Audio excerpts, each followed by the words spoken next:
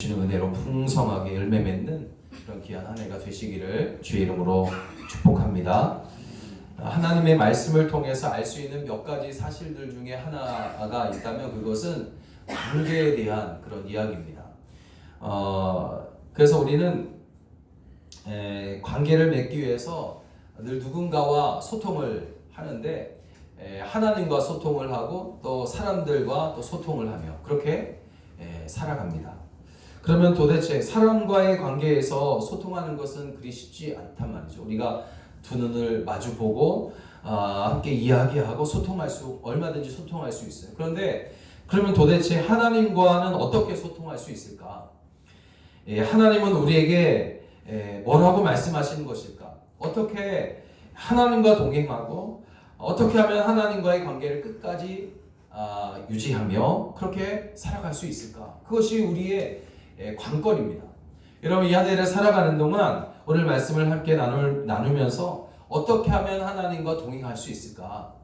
어떻게 하면 하나님과의 관계를 계속해서 유지할 수 있을까? 그것을 깨닫고 그렇게 이제 순종해서 하나님과 동행하는 그런 한 해가 되시기를 주의 이름으로 축원합니다. 여러분 우리는 날마다 다양한 경험을 하며 그렇게 살아갑니다. 아침에 깨어나서 일터에 가고 또 하루 일을 마치면 집으로 돌아오는 그런 반복적인 삶을 우리는 살아가고 있습니다. 한 해가 다 지났다고 해서 그것이 끝이 나는 것이 아니라 또다시 새로운 해가 시작된다는 것을 우리는 알고 있어요. 언제나 그랬듯이 같은 시간, 같은 하루, 또 같은 새해를 살아간 것 같이 그렇게 보입니다. 그렇지만 여러분 우리가 한 번 더 생각해 보면 어제와 오늘이 다르고 또 오늘이 내일과 다른 그런 모습을 우리가 볼 수가 있단 말이에요. 또 다른 삶을 우리는 날마다 살아가고 있습니다.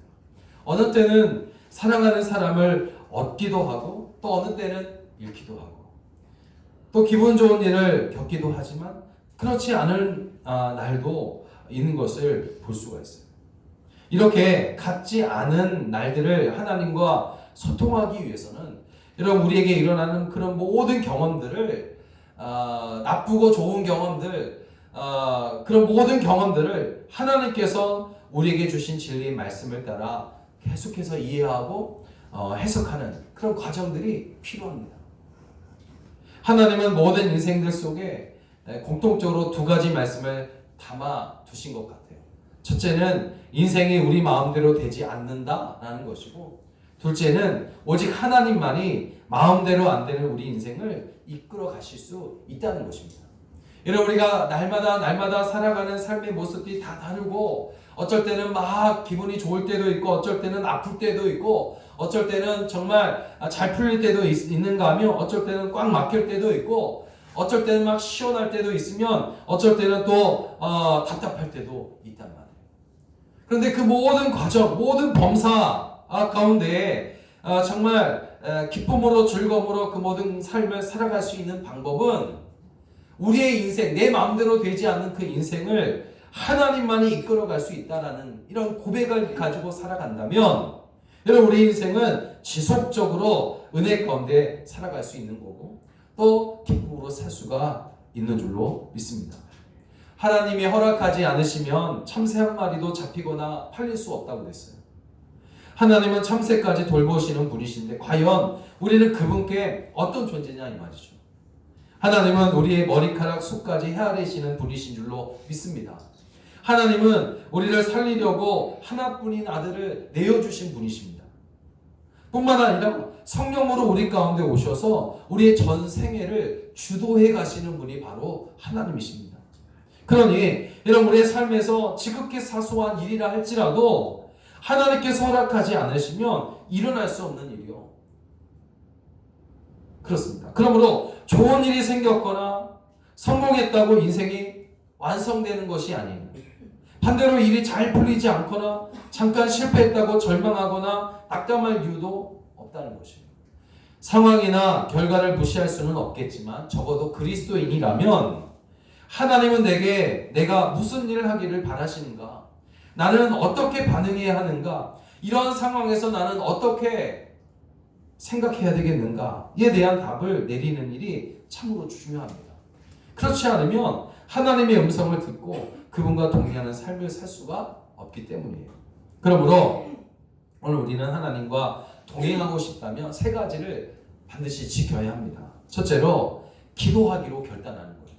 기도하기로 결단하는 거. 데살로니가전서 5장의 말씀대로 우리는 기도하되 쉬지 말고 기도하는 그런 일을 우리는 멈추지 말아야 할 줄로 믿습니다. 여러분, 하나님과 동행한다는 거 그 가장 첫 번째는 기도하는 거예요. 기도하는 것이 동행하는 겁니다. 구약의 사사기 시대를 보게 되면 하나님께서 택하신 백성들이 큰 은혜를 받고 또 하나님 안에서 매 순간 소망도 발견했지만 그들은 거듭해서 자기 눈에 보기 좋은 대로 하나님의 뜻은 무시한 채 자기 소견대로 그렇게 생각하고 판단하다가 그리고 성령님의 부르심을 거절하는 그런 모습을 볼 수가 있어요. 근데 우리는 어떻습니까? 과연 그들과 다르냐? 그 말입니다. 자녀와 부모로 또 성도와 그리스도의 제자로 부름받았지만 오히려 그 부르심에 합당한 삶을 살지 않아서 사람들에게 상처와 아픔을 주는 일이 참으로 많은 겁니다. 자기 힘으로 문제를 해결해 보겠다고 애쓸수록 분쟁과 다툼이 일어나고 분열이 일어나고 방탕하고 음란하고 고통의 열매만 주렁주렁 열리는 그런 모습들을 볼 수가 있어요. 내 뜻만 구하는 기도로는 절대 하나님의 뜻을 이룰 수가 없다는 겁니다. 그렇다면 우리를 향한 하나님의 약속이 이루어지려면 어떻게 기도해야 될 것인가? 저는 이렇게 기도했으면 좋겠어요. 주님, 주님의 부르심을 어떻게 이룰 수 있겠습니까? 저는 어떻게 해야 하겠습니까? 저에게 알려주십시오. 하나님의 뜻이 무엇인지를 저에게 알려주십시오. 주의 뜻을 이루어가는 자가 되기를 소망합니다. 그렇게 기도하면서 주어진 자리에서 최선을 다하며 기다리고 믿음으로 구하는 겁니다. 여러분, 열매가 무엇인지 보여주셔야만 믿겠다고 말하는 것이 아니라 하나님의 뜻에 순종하게 해달라고 여러분 기도하시기를 주의 이름으로 부탁을 드립니다. 사실 우리에게 어려운 것이 있다면 이미 열린 열매를 보는 것보다 보이지 않는 열매를 믿음으로 바라보는 것, 그것이 참 힘든 일입니다. 오직 하나님의 선하신 뜻을 위해 사용하게 해달라고 기도하는 것, 이것이 참 힘든 일이란 말이에요. 그렇지만 그렇게 기도하는 것이 힘들지만 힘들기 때문에 하나님께서 기뻐하시는 기도고 또 하나님께서 사용하시는 그런 기도인 줄로 믿습니다. 여러분, 우리는 자기 뜻, 자기 욕심을 모두 내려놓아야 하는 그런 용기와 결단이 기도할 때 필요합니다. 기도는 내 것을 비우고 하나님의 것으로 채우는 일이란 말이에요. 열매를 열리게 하시는 것은 하나님께서 하시는 일이지만 여러분, 우리가 할 일은 기도하는 일이에요. 기도할 때에 기도하는 우리를 보고 하나님께서 열매를 열리게 해주시는 거예요. 여러분, 쉬지 않는 기도로 이 한 해에 하나님과 동행하게 되시기를 주의 이름으로 축원합니다. 쉬지 말고 기도하시되 여러분 순종하는 마음으로 기도하시고 순종하게 해달라고 여러분 기도해서 하나님께서 기뻐하시는 그런 삶을 이 한 해도 살아가시기를 주의 이름으로 축원합니다. 둘째로 순종하며 살아가야 된다는 거죠. 여호수아 5장 6장에 보면 모세의 뒤를 이어서 이스라엘 지도자가 된 여호수아는 눈앞에 있는 요단강을 바라보면서 어떻게 건너가야 될 것인가, 건너는 후에는 또 어떻게 해야 될 것인가 막 고민해요. 그때 하나님께서 그에게 말씀하십니다. 먼저 너희 자신을 성결하게 하라. 그러면 내가 큰 역사를 일으킬 거다. 하나님은 복을 주시기 전에 우리가 말씀에 순종하고 있는지를 지켜보시는 거예요. 하나님께서 이스라엘 백성에게 순종하라고 말씀하실 때 그것은 이스라엘 백성이 자신을 성결하게 하는 것이었어요. 성결하기 위해서는 죄를 회개하고 정결한 마음으로 예배를 드리는 것입니다. 하나님은 말씀에 순종하여 자신을 성결하게 한 이스라엘 백성들에게 요단강을 건너게 하시는 그런 기적을 베풀어 주신 줄 믿습니다. 하나님의 큰 역사로 요단강을 건넌 여호수아는 또다시 여리고성을 어떻게 점령할지 또 걱정하는 거예요. 그때 하나님은 또다시 말씀합니다. 할례를 행하여 너희가 나의 구별된 백성임을 선포하라. 전쟁을 앞둔 군인들에게 있어서 할례를 행하는 것은 자살행위나 마찬가지거든요. 그렇지만 이스라엘 백성은 하나님의 말씀에 순종해서 할례를 행합니다. 그러자 하나님은 여리고성이 무너지는 역사를 순종하는 그들에게 보여주신 겁니다. 여러분, 하나님께 쓰임받고 싶습니까? 하나님과 동행하고 싶습니까? 그렇다면 순종하는 삶을 살아가시기를 주의 이름으로 부탁을 드립니다. 하나님은 오직 우리가 말씀대로 사는지를 보시는 거예요. 하나님 말씀을 따라 구별된 삶을 살 준비가 되었는지를 보시는 겁니다. 무엇 전에? 바로 고민하기 전에, 걱정하기 전에, 염려하기 전에 하나님의 말씀대로 사는가, 그것을 우리 주님은 보시는 거예요. 주님이 명하시는 일이라면 순종하는 결단력 있는 사람이 바로 하나님 손에 붙들려 쓰임받을 수 있고 동행할 수 있는 것입니다. 그럼 어떻게 순종할 수 있을까? 이 질문에 대한 답은 믿음입니다. 믿음을 가질 때 우리는 순종할 수 있어요.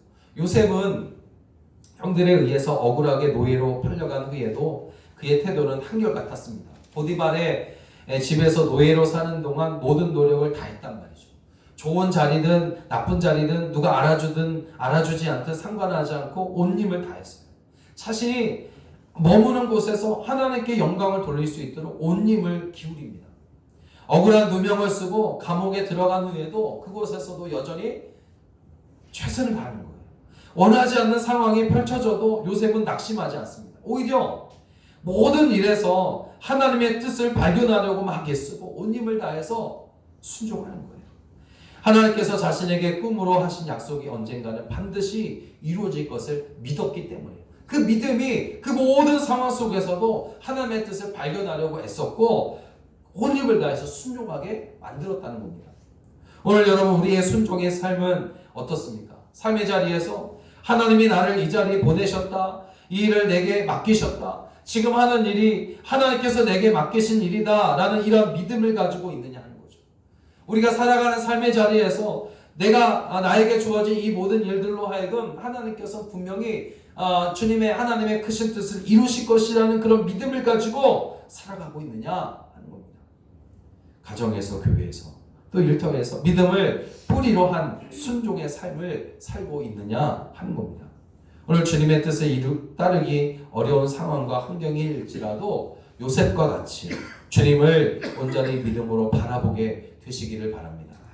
여러분, 그분이 행하실 일들을 기대하면서 이 한 해도 믿음으로 순종하며 그렇게 살아가시기를 주의 이름으로 축원합니다. 마지막으로 우리가 동행하고 싶다면 헌신하는 마음이 있어야 합니다. 기드온이 아멜렉과 미디안 연합군과 싸우기 위해서 군사를 모으잖아요. 그랬더니 무려 32,000명이 모이는데 적군인 아말렉과 미디안 군사들에 비하면 이 숫자도 터무니없는 숫자였습니다. 10배 이상 차이가 나는 숫자예요. 그러나 하나님은 이스라엘의 지도자인 사사 기드온에게 말씀하시기를 목숨 걸고 싸울 수 있는 사람만 남기고 다 돌려보내라, 그렇게 말합니다. 그러자 32,000명 중에 22,000명의 사람들이 3분의 2가 돌아가는 거예요.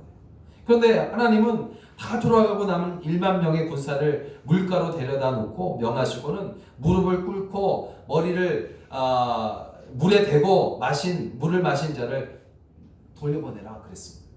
결국 손으로 물을 떠서 좌우를 살피며 물을 핥아 마신 300명의 만이 남게 됩니다. 그러니까 목숨 걸고 전쟁터에 나온 것이라면 적어도 무방비 상태로 물을 마시지는 않기 때문입니다. 하나님은 이런 사람을 찾으시는 거예요. 해야 할 일을 기억하고 끝까지 사명을 붙잡는 헌신된 사람과 동행하시는, 비록 숫자가 적을지라도. 하나님은 기드온과 300명의 용사에게 너희가 지닌 그 힘으로 싸우라 말씀하십니다. 헌신한 사람은 온 힘을 다합니다. 헌신했으면 그 헌신한 사람은 이미 그의 힘은 하나님의 힘이고 또 하나님의 힘이 헌신한 사람의 힘이 되는 겁니다. 여러분, 희생 없이는 변화가 일어나지 않는다는 것을 알려주고 있어요. 이런 주님의 역사는 적은 수라도 이렇게 하나님께 헌신한 사람을 통해서 이루어지는 줄로 믿습니다. 부르심을 따르는 삶을 살고 싶다면 먼저 여러분 헌신하십시오. 진정한 희생이 없는 곳에는 하나님의 역사도 나타나기 힘듭니다. 여러분, 우리 교회는 세상이 아니라 오직 우리 하나님께 헌신한 교회가 되어져야 합니다. 물론 어느 교회가 하나님께 헌신하지 않는 교회가 있겠어요? 다 모든 교회가 다 그런 생각을 하고 그런 믿음을 가지고 헌신하려 할 겁니다. 그러나 간혹 헌신하기를 포기하고 세상과 적당히 타협하는 그런 병든 교회들도 보입니다. 하나님께서 세우신 교회들을 위해서 오늘 우리 교회는 기도하는 교회가 되어줘야 되고, 또 하나님께 헌신된 교회로 좌로나 우로나 흔들리지 않는 그런 교회, 정말 하나님께서 우리 교회와 우리 모든 성도에게 주신 그런 힘을 가지고 싸우는 교회가 되기를 위해서 여러분 기도하시기를 바랍니다. 사랑하는 여러분, 하나님과 어떻게 동행하는 삶을 살 수 있을까 하는 이러한 질문은 오늘 우리 모든 그리스도인들이 계속해서 해야 할 질문입니다. 그에 대해서 성경은 기도하라고 말씀하시고 순종하라 하시고 헌신하라 하십니다. 그런데 사실 누구보다도 예수님이 기도하는 일에 모범이 되어주셨고 순종하셨고 자신을 십자가에 온전히 헌신하셨어요. 그러므로 동행하기를 바란다면 답은 하나입니다. 예수님을 닮아가는 겁니다. 동행하는 것, 그것은 예수님을 닮아가는 거예요.